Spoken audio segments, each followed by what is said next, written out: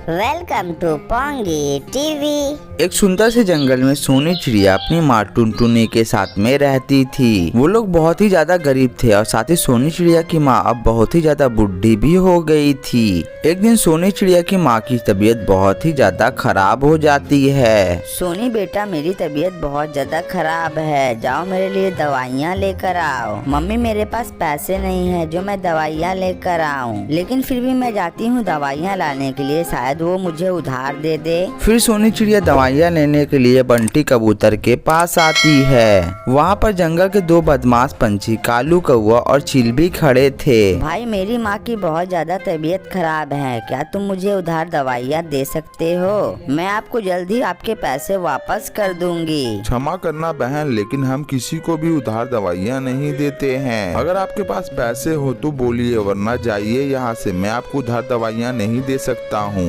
भाई, इस गरीब की सहायता कीजिए, थोड़ा तो मुझ पर विश्वास रखिए, मैं आपके पैसे दे दूंगी और उन्हें दवाइयों की बहुत ही ज्यादा जरूरत भी है। एक बार बोला ना चिड़िया बहन, पैसे हैं तो बोलिए, वरना जाइए यहाँ से। यहाँ पर तो हजारों पंछी आते हैं, मैं अगर सबको उधार देने लगा तो मेरा दुकान ही बंद हो जाएगा। फिर सोनी चिड़िया ये सब बातें सुनने के बाद वहाँ से निराश होकर अपने घर के लिए निकल जाती है। कालू कौआ और साथी चील ये सब चीजें देख रहे होते हैं। चिल भाई, जो हम लोगों ने प्लान बनाया है, चलो उसे शुरू करते हैं। वो दोनों मिलकर जहरीली दवाइयाँ लेते हैं और साथ ही सोनी चिड़िया के पास जाते हैं। रुकिए रुकिए चिड़िया बहन, अरे आप कौन हैं और यहाँ पर क्या करने के लिए आए हैं? जब आप कबूतर से दवाइयाँ मांग रही थी तो हम लोगों ने देख लिया कि आपको दवाई की कितनी जरूरत है। ये लीजिए आपकी माँ के लिए दवाइयाँ। ये दवाइयाँ हम लोगों ने अपने पैसे से लिए हैं और इस दवाई के बदले में आपको कोई भी पैसे हमें नहीं देने हैं। ये हमारी ओर से एक छोटा सा गिफ्ट तुम्हारी माँ के लिए है। आप लोगों का बहुत बहुत धन्यवाद, आप लोगों ने हमारी बहुत ज्यादा मदद की है। सोनी चिड़िया उन दवाइयों को देखती भी नहीं है और वो दवाइयाँ उठाकर वो अपने घर में लेकर चली जाती है और आते ही वो अपनी माँ को जहरीली दवाइयाँ खिला देती है। दवाई खाने के कुछ देर बाद ही सोनी चिड़िया की माँ की मृत्यु हो जाती है। तभी कालू कौआ और चील जंगल के कुछ पंछियों को लेकर उसके घर में पहुँच जाते हैं और सोनी चिड़िया के बारे में सारी झूठी कहानियाँ बनाकर सुना देते हैं और साथ ही सभी पंछियों को भड़का भी देते हैं। हाँ पंछियों, हम लोगों ने अपनी आंखों से देखा है कि इस सोनी चिड़िया ने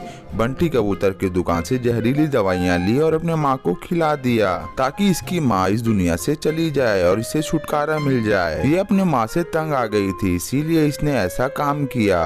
ऐसी चिड़िया को जंगल में रखना बहुत ही खतरनाक काम है। जब ये अपने माँ को मार सकती है तो ये कुछ भी कर सकती है। मैं तो कहता हूँ कि इस चिड़िया को मार मार कर इस जंगल से बाहर निकाल दो। सारे पंछी ये सब बात सुनने के बाद सोनी चिड़िया को मारने लगते हैं। सोनी चिड़िया सभी पंछियों को समझाने की बहुत ही कोशिश करती है, लेकिन कोई भी उसकी बात नहीं मानता। तभी सोनी चिड़िया अपनी जान बचाकर वहाँ से भाग जाती है। फिर सोनी चिड़िया एक आम के बड़े से पेड़ के डाली के ऊपर जाकर बैठ जाती है। भाई, वो चिड़िया इसी आम के पेड़ के पास आई है, अच्छे से ढूंढो, वो जरूर मिल जाएगी। उसे कैसे भी करके हमें ढूंढना होगा। अगर उसने हमारी सच्चाई सभी लोगों को बता दी तो हम लोग बहुत मुश्किल में पड़ जाएंगे। कालू, तू बात तो एकदम सही कह रहा है, लेकिन वो चिड़िया अचानक कहाँ गायब हो गई है? वो इसी आम के पेड़ के किसी कोने में बैठी हुई है, चलो ढूंढते हैं, वो जरूर मिल जाएगी। वो दोनों मिलकर सोनी चिड़िया को ढूंढने लगते हैं। सोनी चिड़िया डाल के पीछे छुपकर बैठी होती है। तभी चील सोनी चिड़िया को देख लेता है कि वो डाल के पीछे बैठी हुई है। कालू भाई, ये देखिए, ये चिड़िया इस डाल के पीछे बैठी हुई है। फिर कालू कौआ और चील सोनी चिड़िया के पास जाने लगते हैं। तभी वो पेड़ उन दोनों को अपनी डाल से मारने लगता है। अरे बाप रे, ये क्या हो गया? अचानक ये पेड़ हमें इतना क्यों मारने लगा है? अरे बाप रे, कोई हमें बचाओ रे, ये तो पेड़ हमें मार ही डालेगा। सोनी चिड़िया ये सब चीजें देखकर बहुत ही हैरान हो जाती है। ये आम का पेड़ भला इन पक्षियों को कैसे इतना मार सकता है? कालू कौआ और चील इतना मार खाने के बाद तुरंत वहाँ से भाग जाते हैं। अरे बाप रे, ये तो आम का पेड़ बहुत ही खतरनाक है। इससे पहले कि ये मुझे मारना शुरू कर दे, मैं भी यहाँ से भाग जाती हूँ। अच्छी चिड़िया, तुम्हें डरने की कोई जरूरत नहीं है, मैं तुम्हें कोई भी नुकसान नहीं पहुँचाऊंगा। मैंने जब देखा कि तुम अपना जान बचाकर मेरे पेड़ के ऊपर आकर बैठी पंछी तो मैं समझ गया कि वो लोग बदमाश पंछी है और मैंने तुम्हारी जान बचाने के लिए ही उन पंछियों को पीटा ताकि तुम उन लोगों से बच सको, ताकि वो दोनों बदमाश पंछी यहाँ से भाग जाए और तुम सुरक्षित रह सको। आपका बहुत बहुत धन्यवाद पेड़ भाई, कम से कम एक आप ही हो इस जंगल में जो मुझे समझ रहे हो, वरना जंगल के सारे पंछी मेरे जान के दुश्मन बने हुए हैं और वो मुझे मारना चाहते हैं। क्यों चिड़िया बहन, वो लोग ऐसा क्यों कर रहे हैं? तभी सोनी चिड़िया उस आम के पेड़ को सारी बात आराम से बताती है। आम का पेड़ जब सोनी चिड़िया की सारी बात सुनता है तो उसे उस पर बहुत ज्यादा दया आती है और रोना भी आता है। चिड़िया बहन, आपकी ये सब बातें सुनने के बाद तो मेरी आँखें भर आई कि आपके साथ कितना बुरा हुआ। ये सब बातें सुनने के बाद मुझे बहुत ही ज्यादा अफसोस हो रहा है। जंगल का एक भी पक्षी कोई भी मेरी बात नहीं सुन रहा है, अब मैं क्या करूं आप ही बताइए।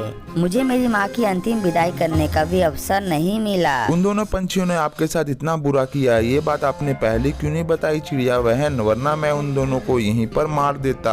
आपको चिंता करने की कोई जरूरत नहीं है चिड़िया बहन, आप मेरे पेड़ के डाली के ऊपर एक घोंसला बना लो और यहीं पर रहो।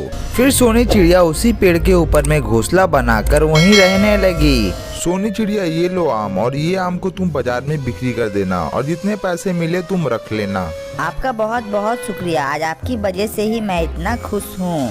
फिर सोनी चिड़िया वो आम को लेकर बाजार में चली जाती है और वो आम को वो बिक्री कर देती है, उससे उसे बहुत ज्यादा पैसे मिलते हैं। फिर सोनी चिड़िया उन पैसों से कुछ मिठाइयाँ ले लेती है और वापस उस पेड़ के पास चली आती है। ये लीजिए पेड़ जी, मैं आपके लिए मिठाइयाँ लाई हूँ, इसे खा लीजिए। फिर सोनी चिड़िया और जादुई पेड़ मिलकर वो मिठाइयाँ खा लेते हैं। देखते ही देखते कुछ दिन गुजर जाते हैं और सोनी चिड़िया बहुत ही ज्यादा खुश रहने लगती है। फिर सोनी चिड़िया एक लुल्लू नाम के पंछी के साथ शादी कर लेती है और खुशी खुशी अपना जीवन जीने लगती है। और ये सुंदर सी कहानी यहीं पर समाप्त हो जाता है। और ये कहानी से हमें ये सीख मिलती है कि हमें किसी के साथ गलत नहीं करना चाहिए और हमेशा दूसरों के साथ अच्छा ही करना चाहिए।